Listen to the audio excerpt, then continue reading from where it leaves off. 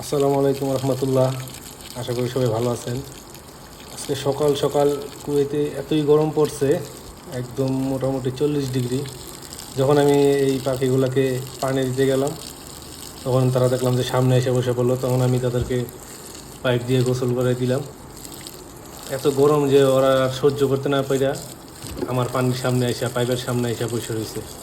তারপরে মোটামুটি অনেকক্ষণ পানি দিয়া ভিজাই দিলাম, তারপরে গোসল করলো। মানে গরম কি জিনিস ওরা মানে টের পাইতেছে মানুষ। আসলে প্রবাসে কি কষ্ট, দেখেন কিভাবে গোসল করতেছে। ধন্যবাদ সবাইকে।